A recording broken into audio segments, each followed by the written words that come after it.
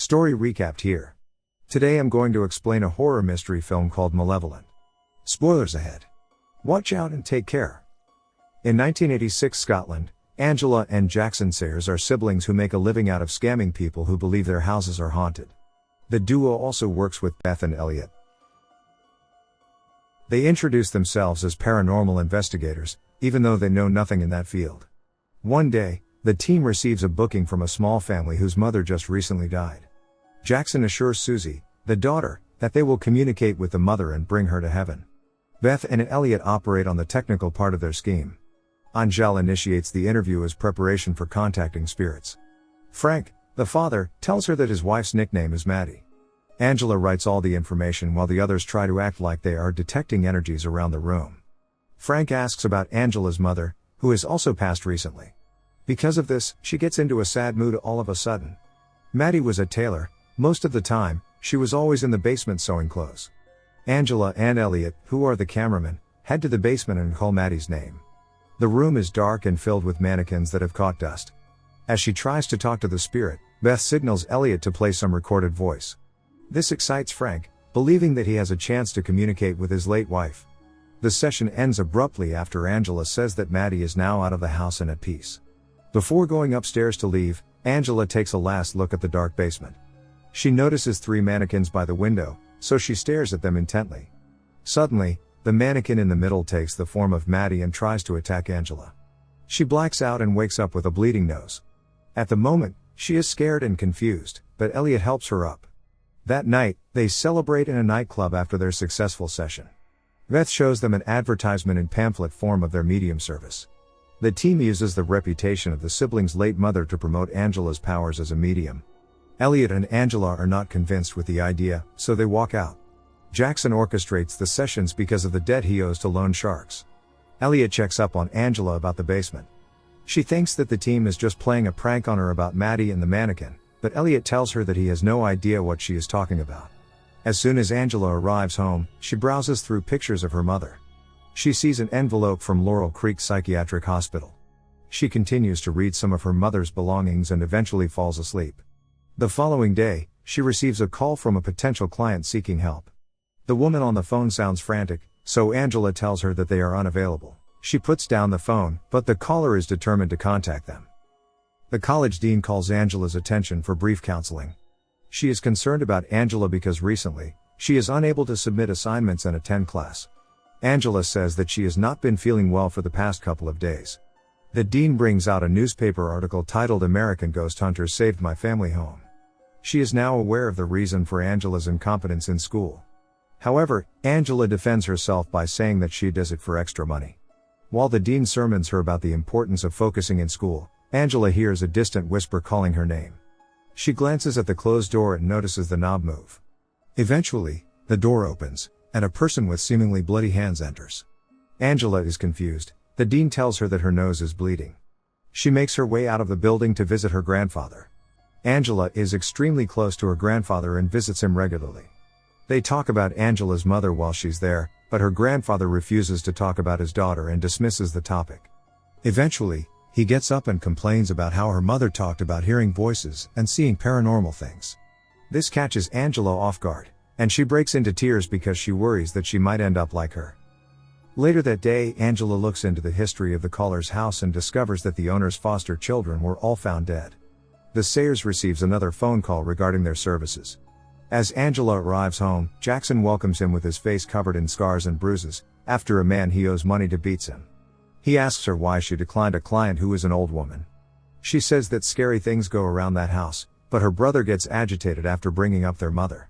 This is still a sensitive topic for the both of them. Their mother wound up committing suicide because she saw people who weren't there. Angela walks out and has a meltdown in her room. Beth packs her things because she is afraid of the men that may hurt them if Jackson fails to bring back the money he borrowed. That night, Angela wakes up in the middle of the night after hearing noises outside her room. She goes downstairs and sees her mother in the kitchen without eyes.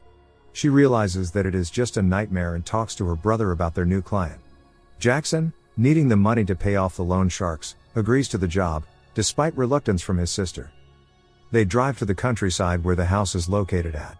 Angela cannot stop thinking about her dream and seems bothered during the whole trip. They arrive at a gated community, and an old caretaker opens it for them. All four of them observe the house's exterior and sense an eerie feeling. Mrs. Green, the caller, welcomes the team to the home as she gives a tour. Mrs. Green is a very traditional woman. She highly values good manners and common etiquette. Jackson hands her over the payslip, but Mrs. Green says she will sign it after the service is rendered. Angela begins the interview about Mrs. Green's concerns. According to her, screaming, laughter, and giggles were what she heard initially. But over time, it turned into angry and taunting noises. She reveals that it has been 15 years since Herman, her son, committed the act. Mrs. Green blames herself for not paying close attention to her son in his early years, resulting in the death of the young girls.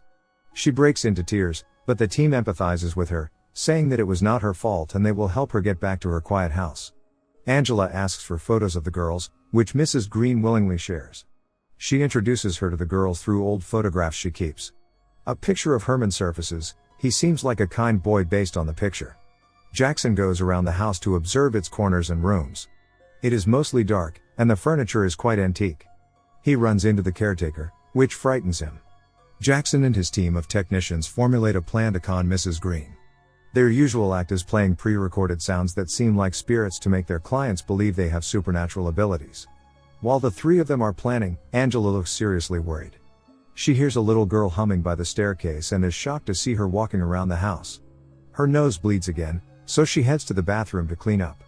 While looking at the mirror, a dark shadow passes behind her, but she sees nothing. Elliot checks up on her if she is fine. She hears noises from the cubicles, so she opens the doors one by one to find its source. Elliot asks her if everything is okay, but she is focused on her senses. Upon checking the last cubicle, a laughing girl passes by abruptly. She and Elliot hide inside one cubicle. But instead of seeing Elliot, she sees a little girl with mouth sewn shut, so she faints. Angela gains consciousness, and the rest of the team is concerned about her well-being except her brother. He shows no remorse over forcing Angela into the con but still reminds his sister that he loves her. Mrs. Green demands explanations on how the services work. Jackson starts to explain, but she interrupts him by hinting that she has doubts about the team. While getting ready, Elliot asks about the incident earlier. Angela has second thoughts about telling him because he might not believe it. Elliot eventually confesses how he feels about Angela, and they both smile before starting to film. They communicate with Beth and Jackson through the radio. Elliot follows Angela to several areas of the house while Mrs. Green observes them from a screen. In a dark room, Angela calls out the girl's name to initiate communication, but none of the spirits respond. They enter a bedroom where they find a record player with eerie music. Angela sees a doll in one corner, and she touches it. She senses something just outside the room. Both of them go out to check. In one of the hallways, a girl stands, staring at Angela blankly. She pulls out a girl's picture and confirms her identity. She gets a little freaked out because Elliot does not see anything. She follows them into the restricted East Wing. In the control room, Mrs. Green is concerned that they go there. A spirit lowers Angela into the restricted area, and she follows, as well as Elliot, who is recording the entire thing. As they walk toward a room, the floor collapses, causing Elliot to fall. During his fall, the camera is still recording. Jackson comes to the East Wing to help them out. He thinks that this act is part of their gimmick, but he is wrong. Jackson insists that they have to carry on despite Elliot's injuries because they have to finish the job. They use a ladder to get to Elliot. Jackson picks up a creepy doll while they look around. On the wall, messages are written. This is the room where the little girls were held captive and died. The siblings tear the remaining wallpaper to see more clearly, and they find out disturbing messages. The camera pans in their direction. Mrs. Green notices that they managed to see the writings on the wall. Angela confesses to her older brother that she has been seeing and hearing paranormal things since their last gig. He dismisses her by saying that the messages are just doodles. Angela talks back and says that the events are not coincidences. They help Elliot up, who has an injured ankle. Angela takes a last look at the basement before she goes up. She tells her brother that she is done scamming people, but he disagrees with the idea. The two of them end up in a heated argument. Jackson sees Mrs. Green sitting still in her room. He tries to talk to her, but she informs Jackson that they have failed, and she believes them to be scam artists. She tearfully says that Herman is not at fault, and the girls deserve their fate. Jackson leaves the room and hints that she was involved in the girls' murders. Jackson hurriedly contacts the team through the radio as he senses that something is off about their client. It is dark in the house, and Jackson struggles to find Beth, who happens to be his girlfriend. He goes to the area they used as a control room and sees things completely in a mess. He turns around and sees a spirit directly in front of him. He is in complete disbelief and steps back out of fear. The girls continue to approach him, but he gets back to his senses when he hears Angela over the radio to call for backup. They struggle to drag Elliot, so they find Beth, but she is nowhere to be found. They see her necklace lying on the floor with spats of blood everywhere. Out of nowhere, a little girl appears in the lift, which frightens the siblings. Angela realizes that her brother shares the same abilities. They got their sixth sense from their late mother. Beth's radio tries to communicate, but Jackson fails to hear anything he could understand. He enters the lift to look for Beth, believing that the girls are trying to help them. Inside the lift, lights flicker, and laughter can be heard. He sees a glimpse of his mother, but the feeling overwhelms him.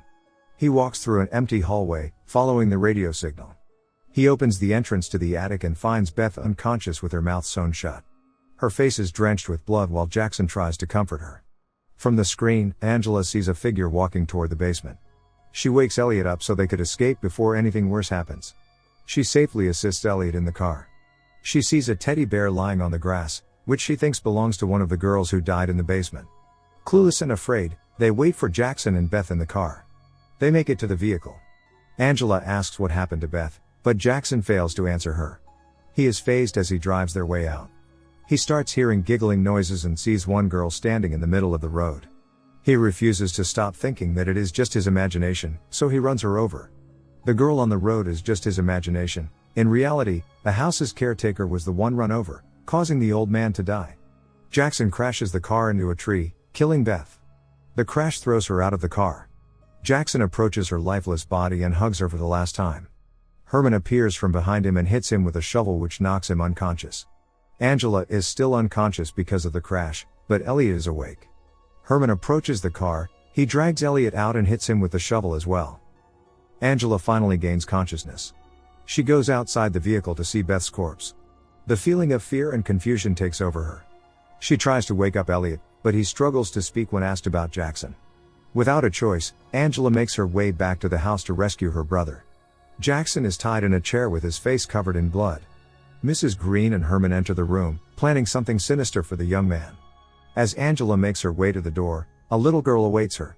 While taunting Jackson, Mrs. Green cuts out his tongue, hammers his teeth, and sews his mouth shut. Meanwhile, Elliot regains his strength and tries to crawl back to the house to help his friends. Angela enters a room full of toys, thinking that it would lead her to her brother, but Herman captures her. She wakes up to see her older brother beside her, completely helpless. She apologizes to him for being unable to help him in time. Mrs. Green orders Herman to bring Jackson to the shed. Angela begs her to let him go because he is the only thing she has left. Elliot manages to kill Herman with a knife just as Mrs. Green gets started on Angela. He comes to Angela to untie and help her. Mrs. Green holds her son as he loses his life gradually. She attacks Elliot to get her revenge, recklessly stabbing him with a butcher knife. The spirits of the dead girls appear, and Angela pleads and begs with them to help. Before she could hit him one more time, the girls begin to scream, distracting Mrs. Green long enough for Angela to free herself and kill her. Mrs. Green falls to the ground, and the little girls fade into thin air. Angela walks out of the house. Limping to the road for help, Angela sees Jackson's ghost searching for Beth before wandering away. She breaks into tears after realizing that she has no family left. A car passes by and runs to her rescue. Angela and Elliot are taken to the hospital. They hold each other's hands after surviving the traumatic encounter. On the phone with her grandfather, Angela confidently tells him, "I'm not alone," as a dark shadow passes over her, assuming it's Jackson or her mother. Subscribe to watch more videos like this. Turn on notifications. And leave a like, it really helps the channel out. Thank you for watching.